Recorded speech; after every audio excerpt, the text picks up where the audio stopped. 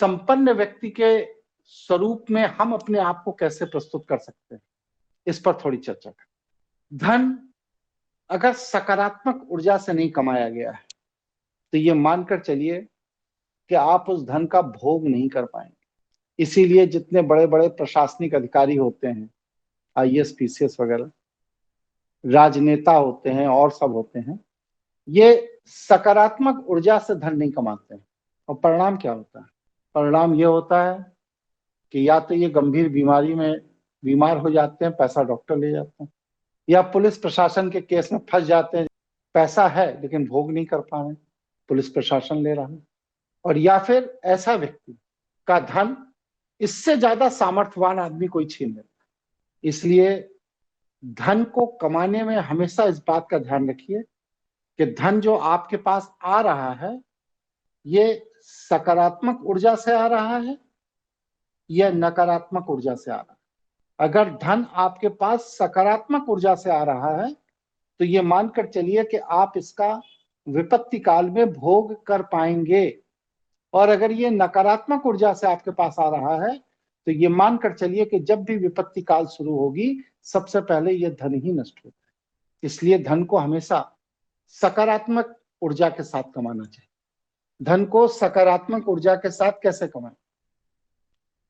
धन को हमेशा जिस सेवा या वस्तु को आप ले रहे हैं, जिसके बदले धन प्राप्त कर रहे हैं, वह ईश्वरीय व्यवस्था के अनुरूप है या नहीं, इस मानक पर कमाएंगे तो आप धन को सकारात्मक ऊर्जा के साथ कमाएंगे। अगर धन ईश्वरीय कार्य व्यवस्था के अनुरूप नहीं है, जो धन आप कमा रहे हैं, तो वह कमाया हुआ धन सकारात्मक ऊर्जा के साथ नहीं है, नकारात्मक ऊर्जा के साथ है। ये आपको कष्ट देकर ही जाएगा।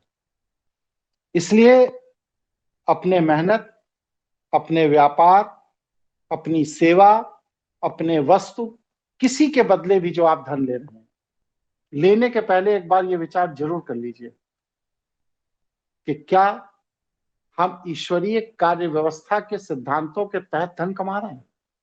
और अगर हम ईश्वरीय कार्य व्यवस्था के सिद्धांतों के तहत धन नहीं कमा रहे हैं, सांसारिक प्रचलन के अनुसार धन कमा रहे हैं, तो यह धन नकारात्मक है और ये आपको विपत्ति में ढकेल कर ही जाएगा।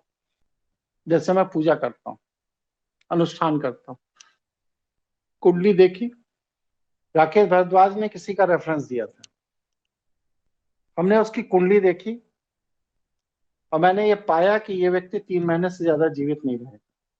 उनके परिवार से 6 से 8 बार मेरे पास फोन आया कि आप इनका अनुष्ठान करवा दीजिए। मैंने एक लाइन में कहा कि 3 महीने से ज्यादा आयु नहीं है, आपका अनुष्ठान का पैसा मैं नहीं ले पाऊंगा, आपको कराना है तो किसी दूसरे ब्राह्मण से अपने क्षेत्र में ही करा लीजिए, या जहां कराना है वहां करा लीजिए, मैं नहीं करूंगा। तो ये क्या है? ईश्वरीय कार्य व्यवस्था के अनुसार धन कमाना।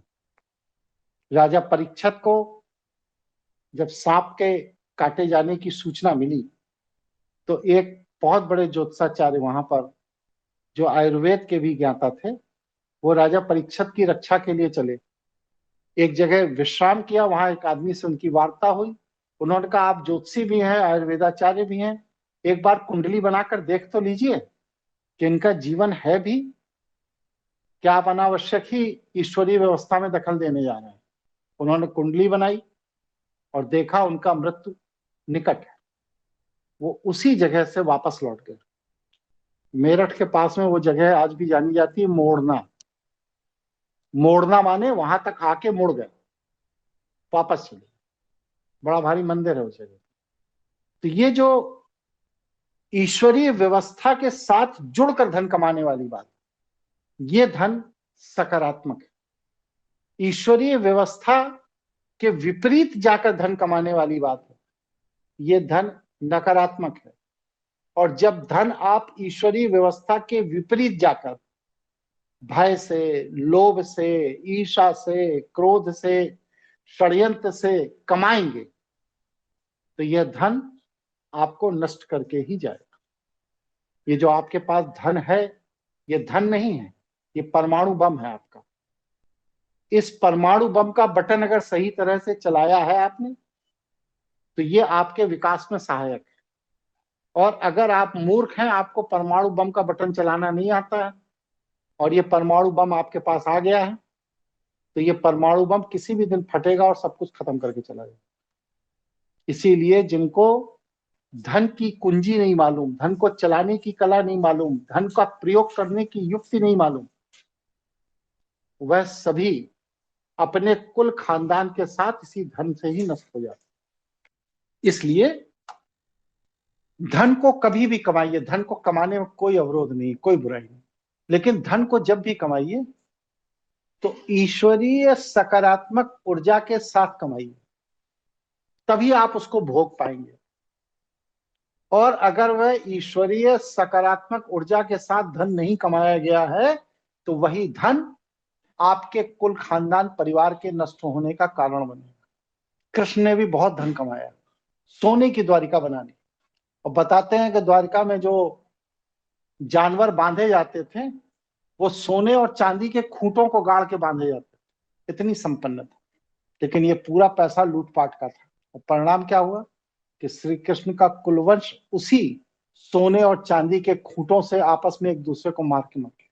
क्योंकि नकारात्मक ऊर्जा के साथ कमाया गया धन आपकी बुद्धि को नष्ट कर देता है, आपको अहंकार दे देता है, और जब आपके अंदर अहंकार हो, बुद्धि नष्ट हो, तो आपका विनाश निश्चित।